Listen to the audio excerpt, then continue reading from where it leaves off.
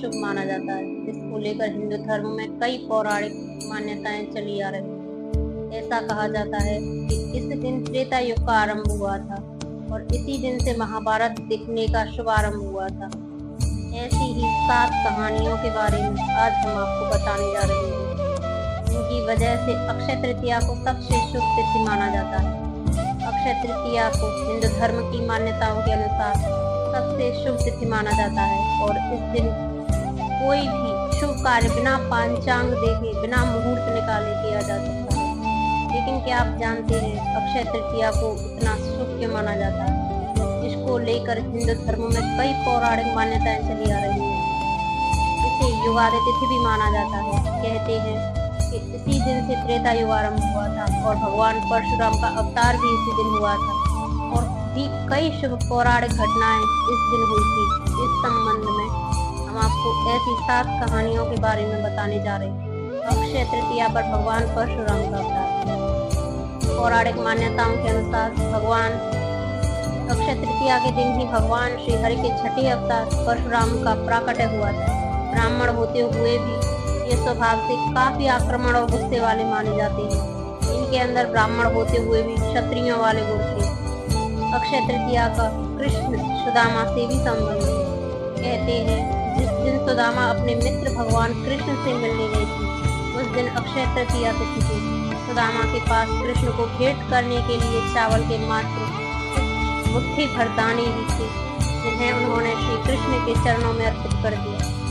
उनके इस भाव के कारण कान्हा ने उनकी झोंपड़ी को महल बना दिया। इस तरह सुदामा जी को भी इस दिन से अक्षय निधि की प्राप्ति हुई थी। अक्षय तृतीया पर युधिष्ठिर को मिला अक्षय पात्र। कथाओं के अनुसार अक्षय तृतीया पर ही युधिष्ठिर को कृष्ण जी के अक्षय पत्र भेंट दिया था। इस पात्र की यह विशेषता थी कि इसका भोजन कभी समाप्त नहीं होता था। इसी पात्र की सहायता से युधिष्ठिर अपने राज्य के भूखे और गरीब लोगों को भोजन उपलब्ध कराते थे। भविष्य पुराण में अक्षय पात्र का संबंध मनुष्य के दान धर्म से बताया गया है। अक्षय तृतीया पर महाभारत लिखने की शुरुआत। अक्षय तृतीया के दिन से ही महर्षि वेद व्यास जी ने महाभारत की कथा को सुनाना आरंभ किया था और गणेश जी ने इस कथा को लिखना आरंभ किया। इसी वजह से कहा जाता है महाभारत का युद्ध भी अक्षय है, जिसके कुछ उदाहरण आज भी कहीं कहीं देखने को मिलते हैं। अक्षय तृतीया पर त्रेता युग का आरंभ। भविष्य पुराण में बताया गया है कि अक्षय तृतीया को युगादि तिथि कहा जाता है। दरअसल इसी दिन से त्रेता युग का आरंभ माना जाता है। इसलिए इस दिन को शुभ कार्यों के लिए सबसे शुभ मुहूर्त के तौर पर देखा जाता है। मान्यता है कि अक्षय तृतीया के दिन हम जो भी कार्य करते हैं उसमें हमें अक्षय फल की प्राप्ति होती है और वह पुण्य कभी समाप्त नहीं होता। अक्षय तृतीया पर कृष्ण ने की थी द्रौपदी की रक्षा। महाभारत में द्रौपदी का चीर हरण की घटना सर्वाधिक चर्चित मानी जाती है। पौराणिक मान्यताओं के अनुसार उस दिन भी अक्षय तृतीया ही थी जब पांडवों ने कौरवों के साथ जुए के खेल में द्रौपदी को ही दांव पर लगा दिया था। दुशासन ने द्रौपदी की चीर हरण किया था। अक्षय तृतीया के दिन ही द्रौपदी की लाज बचाने के लिए श्री कृष्ण ने द्रौपदी का अक्षय चीर प्रदान किया। अक्षय तृतीया पर गंगा का अवतरण। नारद पुराण में बताया गया है कि अक्षय तृतीया के दिन ही गंगा का धरती पर अवतरण हुआ। तेज बहाव के साथ स्वर्ग से निकली गंगा नदी को शिव ने अपनी जटाओं में धारण किया था और फिर भागीरथी के प्रयासों से देवी गंगा धरती पर अवतरित हुई।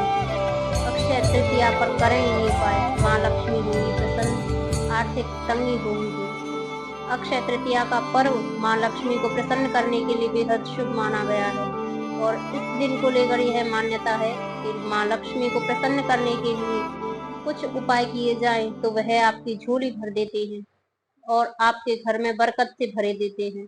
अक्षय तृतीया पर किए गए हर कार्य का अक्षय फल प्राप्त होता है। इसलिए इस दिन माँ लक्ष्मी को प्रसन्न करने के उपाय भी बेहद शुभ प्रदान करते हैं और माँ लक्ष्मी का आशीर्वाद आपको मिलता है। अक्षय तृतीया जैसा शुभ मुहूर्त माँ लक्ष्मी को प्रसन्न करने के लिए सबसे खास माना जाता है। इस दिन खरीदारी करने के साथ ही दान पुण्य करने का भी विशेष महत्व है। इस दिन जरूरतमंद लोगों की मदद करना, उन्हें जरूरत की वस्तुएं दान में देने को आपको अक्षय पुण्य की प्राप्ति होती है। और माँ लक्ष्मी आपसे प्रसन्न होती है। इस दिन के लिए हम आपको बता रहे हैं कुछ विशेष उपाय और क्या करना चाहिए दान। अक्षय तृतीया पर जौ खरीदना और दान करना बहुत शुभ माना गया है। मान्यता है कि जौ दान करना स्वर्ण दान करने के समान पुण्यदायी माना गया है। अक्षय तृतीया पर स्वर्ण खरीदने के साथ साथ जौ को भी खरीदना चाहिए। ऐसा करने से आपके धन संपत्ति में वृद्धि होगी और माँ लक्ष्मी भी आपसे प्रसन्न होंगी। अगर आप सोना खरीदने में सक्षम नहीं हैं, तो उसके स्थान पर चांदी भी खरीद सकते हैं या फिर जौ भी दान कर सकते हैं। माँ लक्ष्मी के साथ करें विष्णु भगवान का पूजन। अक्षय तृतीया के दिन माँ लक्ष्मी के साथ भगवान विष्णु की भी पूजा करनी चाहिए।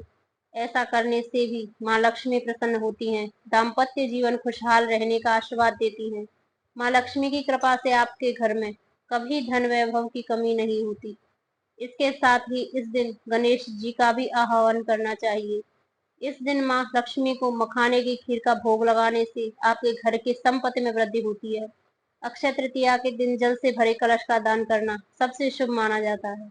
सबसे पहले एक कलश ले, उसमें साफ जल भरकर उसमें थोड़ा सा गंगा जल मिलाकर उसे किसी गरीब जरूरतमंद को दे दे। मान्यता है कि ऐसा करने से भी सभी पुण्य के समान तीर्थ की प्राप्ति होती है, इसलिए कहा जाता है अक्षय तृतीया।